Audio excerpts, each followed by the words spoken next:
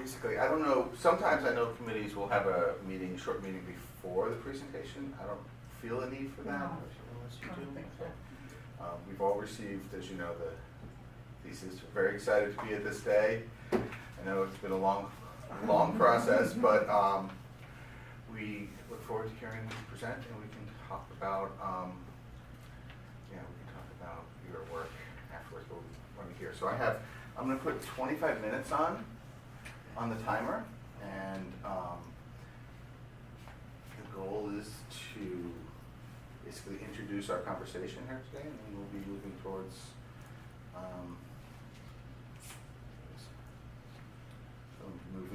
a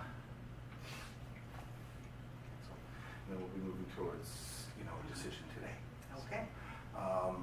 As I mentioned to you, I'll give you a 2-minute warning and a 1-minute warning. Okay. Is that okay? Yep. Okay. Good. Thank you. Good morning. I appreciated your time. Now, today I'm going to present my thesis study. The title of the topic is Prospect of Labor Integration, Somali Minors in Housekeeping, Caregiving, and Farming. Impartial completion of degree requirement for Master of Arts in Peace and Conflict Study at the University of Massachusetts Lowell. My thesis advisor, Dr. Thomas Rochelle, and the committees, Dr. Cheryl Lowellian, also Dr. David Garrett. Thank you. Why did I choose this topic? I witnessed at the first place the arrival of new Americans and them joining in the labor force. Since 2010, as employment counselor, I assist more than 1,000 new Americans with a different background of refugee background to become economically self-sufficient. So the question came to my mind: how to acknowledge the success stories that I witnessed at the first place. Why did I choose Maine? Why not Minnesota, Somalis in Minnesota, Ohio, or Washington State, Seattle? Maine is the closest and convenience based on my schedule. And also in this study, I was doing research how Somali minors played essential role fulfilling these jobs.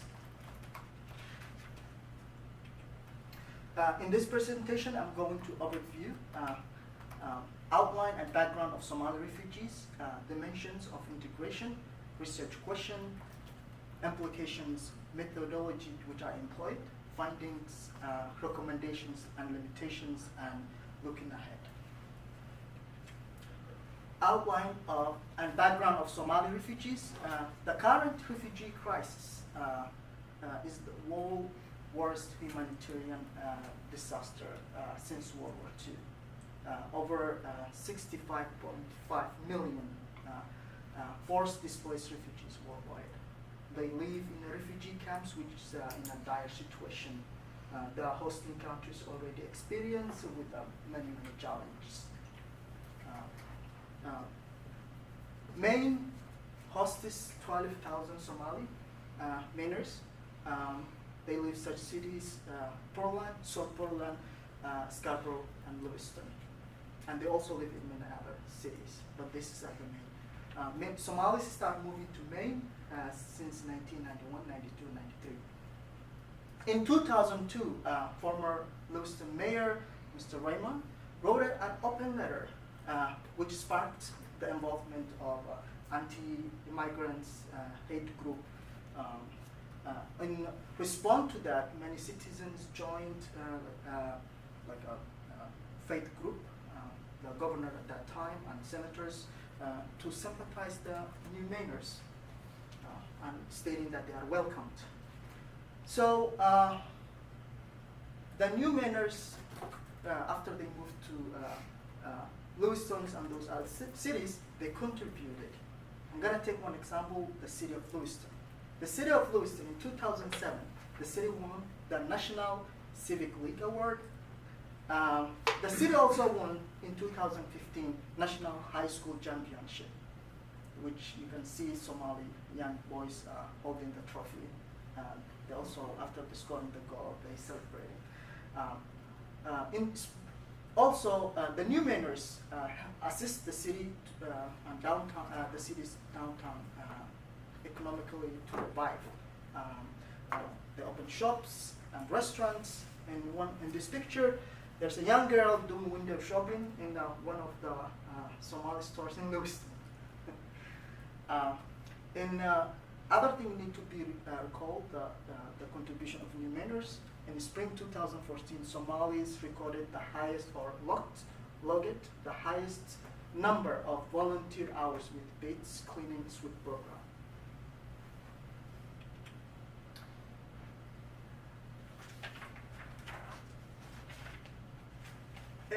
Dimensions of integrations. The scholarly literature, four keys dimensions of integration to the United States as applied to Somali refugees. Social integration, citizenship and political integration, English language proficiency, and labor force. I'm going to focus on the labor force.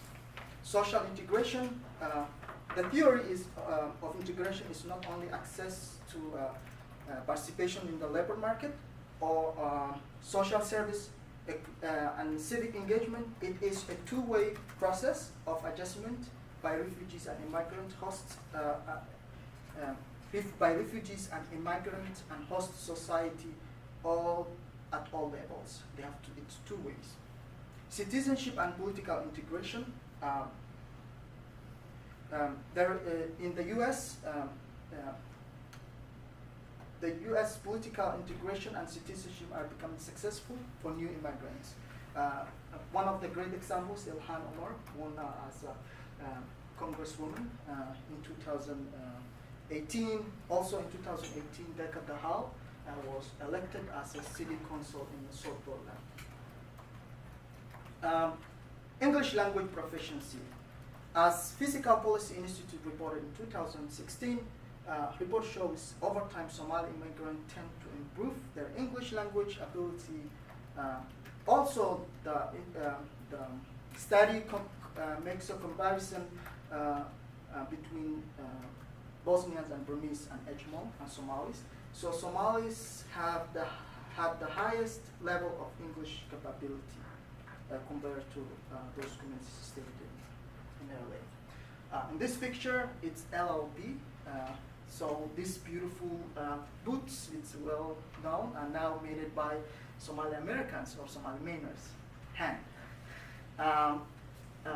The chart on the left, it's comparison between U.S.-born men and women, and Somali refugees and women. U.S.-born men comprised 81%, and Somali men making about 84%, and U.S.-born women at 73. Somali women scored the lowest.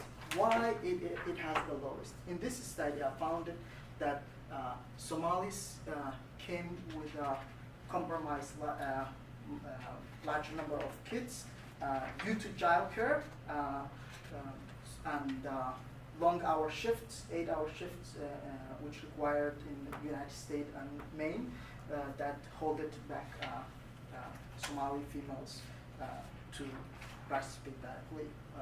But after 10 years, they, after settling the childcare and improving their English, they tend to participate in the labor market. My research question: what factors led Somali Mainers to integrate into the labor force as housekeepers, caregivers, and farmers? During the process of integration, refugees and immigrants in the United States or US face challenges such as culture shock, identity struggle, language barrier, and sustainable employment. So it's fundamental for the refugees to integrate into the labor market, progress with their English language skills, and seek path to citizenship in order to accomplish self-esteem and resilience. This study examined how Somali refugees played an important role in the labor force as housekeepers and caregivers and farmers. Implications. State of Maine has an aging labor force. In Maine, many employers are facing difficulties finding skilled work in areas housekeeping, caregivers, farming.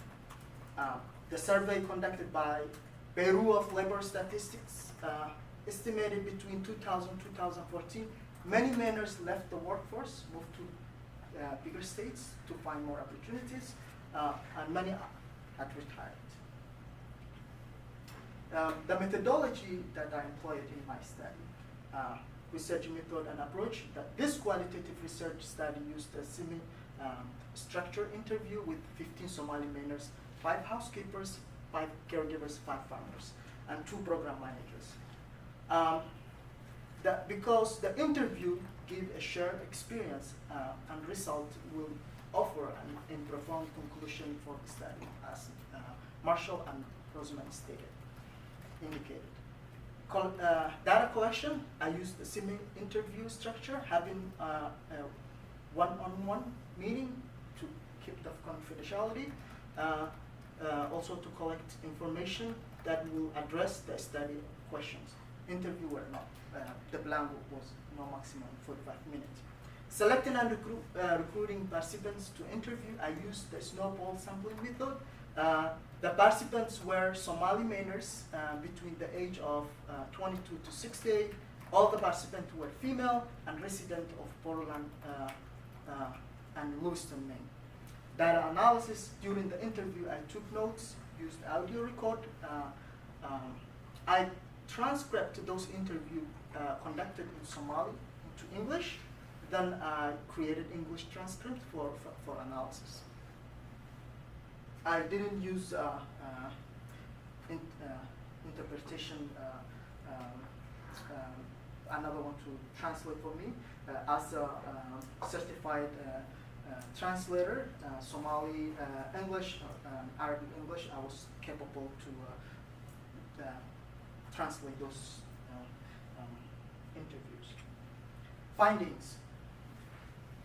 Profile of participants. 53% were married, 20% were single, never married, 13.35 were divorced, 13.35 were widows. The participants ranged in age from 22 to 68 years old. 87% were US citizen, and 13 only have a permanent resident. No new refugees participated in the study. English language skills, 46.6 were English fluent, 26.7 were good, were able to communicate in English, and 26.7 were low, and they were dependent on translator, all the farmers. So the 3 groups, housekeepers, caregivers, and farmers. Housekeeping is a field with a little no training or certification required in order to start. The caregivers joined and completed certified nurse assistant training before starting their jobs. Finally, the refugees with farming experience were able to obtain farming jobs within a year of living in the United States. These Somali farmers took part in the New American Sustainable Agricultural Project, NASAP. In the training, they learned harvesting and how to grow, and food safety and marketing in the United States. Now we get into the ends part, the recommendations.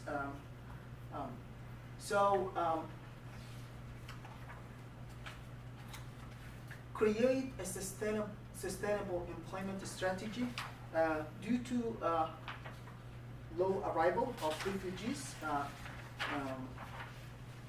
state of Maine should set up strategy and to encourage other immigrants and refugees to move to Maine in order to balance the local labor force demand. Also, the organizations that work with the refugees should coordinate training program which could lead to jobs in fishing, because Maine has a great seafood industry. So in order to increase the productivity of in that field. Improve English language proficiency.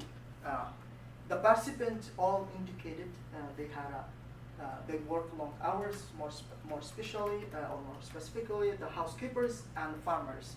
So they have a very little time to spend with their family, also learn English. So while English language is fundamental in order to integrate in the United States, I would recommend classes should be offered. The partnership between the refugee service providers and employers to offer ESL class at the workplace. So when they're done with the work and killing two birds with one stone. Addressing legal status and identity and belonging. All the participants stated that Maine is their home. They were happy of being in Maine, and they felt very lucky. So, one idea is, or one theory is important, is melting pot. It describes how immigrants from different backgrounds come together in the United States.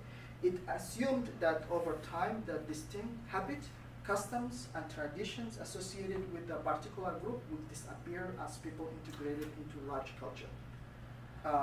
Most of the diversified cities in the United States have a cultural week during which residents expose their customs and traditions of racial and ethnic food. For example, Portland, Maine, each year celebrates World Refugee Day, and many citizens attend and enjoy it with a different type of food. It applies the concept of equality.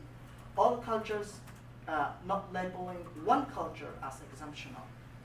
The limitations that I faced in this study, there was a limited data and literature available about Somali American integration. Interviewing only 15 Somali miners doesn't supply a complete representation of all Somali experience in Maine. Looking ahead, now I'm gonna give it back to you. In what parts do you see this thesis contributing academically? Second, in what capacity I could reorganize this for a book? Do you have advice regarding publishing sections of this thesis as article to acknowledge refugees integration? Recommendations for future studies, Somalis in the career fields, white-collar jobs, blue-collar jobs, gender role and employment, matching Somali miners with their skills background, like an fisherman should be trained and work as fishers. Thank you. This picture is my colleague, Cheryl Hamilton. She's in the middle. She's from Lewiston. This is one of the visits that she made it to local Somali stores in Lewiston. She know the owner, and she helped them at the first phase when Somalis moved to the state of Maine. In the first slide, there's a picture. That's Halima Adam. She's a Somali American fashion, and she's a role model to many young generation, and indicates how integrated into their new country. Thank you so much. I appreciate it.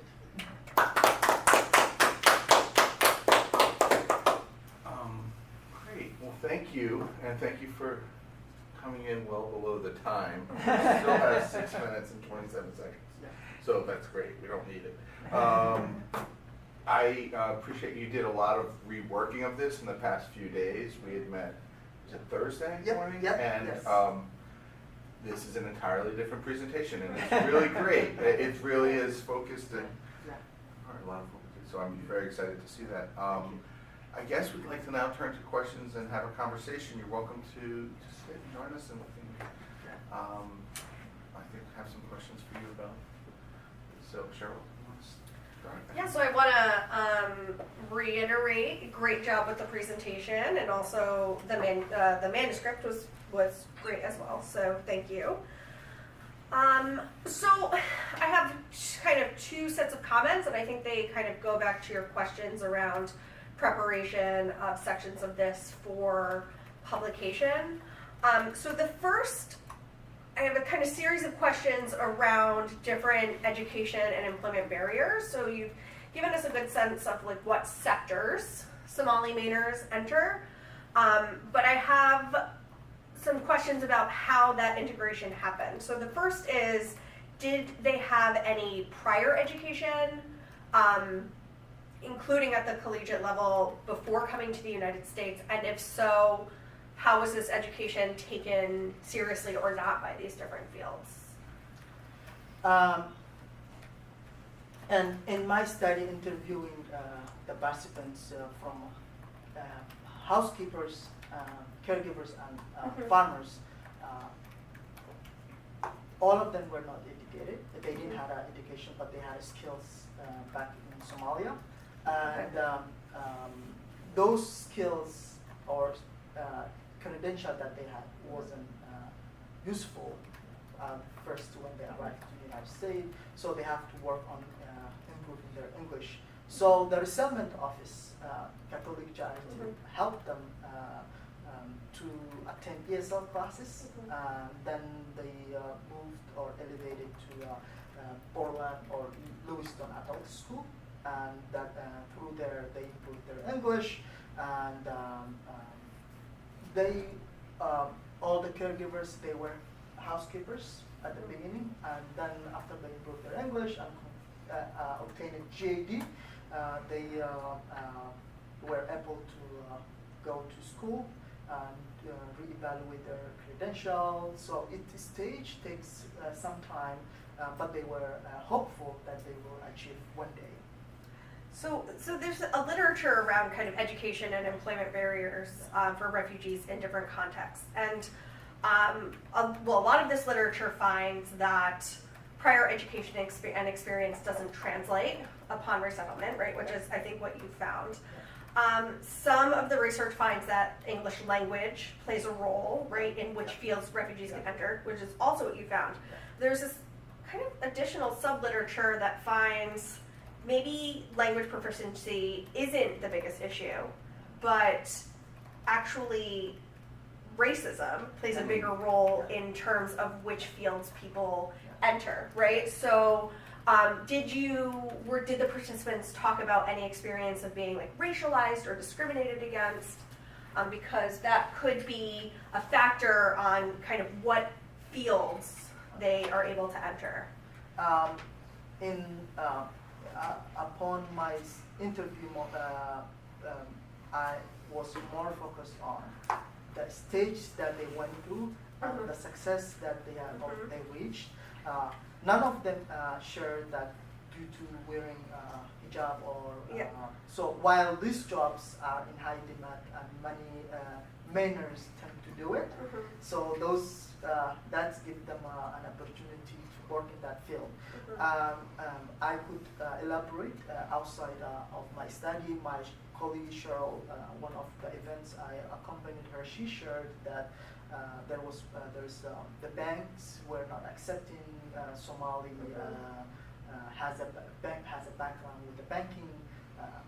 After educating the community, and as I stated in the dimensions of the integration, it's two ways the society has to accept at all levels.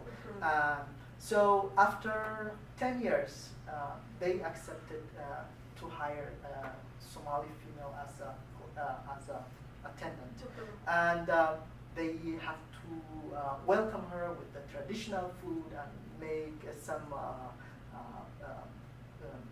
transition that will help her to be part of the society. On the other side, there is many customers who speak Somalis. So it's an area I will be genuine to study in Yeah. the future. So, but my goal was to share the acknowledgement, the success that they do with the Somali miners, even though they're working in these three fields. And I think it's a great line of Yes. inquiry, particularly given the history with the mayor's letter, Yes. which, called the Church of the World Creator came out with these protests of Yeah. these hate groups into Lewiston. Yeah. So I think, particularly in this case, it's very relevant. So the people that I know who have done this work have used kind of like a comparison between different refugee groups. So refugees that are more white appearing versus Yes. Right. refugees who are become really racialized, right, as Black Americans do. But I think it's really interesting, and in particular, when I interview asylum seekers in Massachusetts, most of them say, actually, all the white people are very friendly, which I don't know if they're saying that to me because I'm a white person and they want, Yeah. to make me feel comfortable. But so they didn't mention anything about. They Racism, said they yeah. were welcomed Okay. wearing their traditional. Okay. Even though those jobs are in high Yeah. demand, the employers don't have anyone Yeah. to fill in it Yeah. or other option. Yeah. So that's what helped them. But in my future studies, I will focus on looking in that areas Mhm. and us elevating up to jobs has enough supply that may Yeah. created a fundamental. Yeah. Interesting. I have another question, but you can go. Well, if you want to finish. Well, okay, so my last question is around, and again, kind of going to like, how could this fit into the literature and publishing sections? There's also a kind of debate around, like, what is healthy integration? So as you suggest, it's this kind of like two-way street, right? Acceptance on both parts. But also, what that often means is that the refugees have to kind of give away part of their culture, right? And so there are some models of integration that suggest that actually maintaining your kind of culture of origin and adopting traditions of the new culture is kind of the best model of integration, though that's debated, right? So I'm kind of wondering how you see this work fitting into that debate. In my experience while I was interviewing, some of the parents shared with me that their kids may come home, may eat Somali traditional food and dress as a Somali, but they speak only English, and they stated American culture is very strong. After quite some time, they will become an American. Yeah. Those will disappear as they Yeah. integrate into the large. Yeah. Interesting. Nice job. It was a very interesting thesis. I had a question related to the previous question that Cheryl asked about kind of discrimination and other opportunities. And so, whereas I know they mentioned that within the particular jobs that they were working in, they didn't feel discriminated. Yeah. Were there other types of jobs that they pursued where they didn't really have an opportunity and where they maybe felt that, because of the nature of the job, that there was some discrimination? Did they comment on that? So in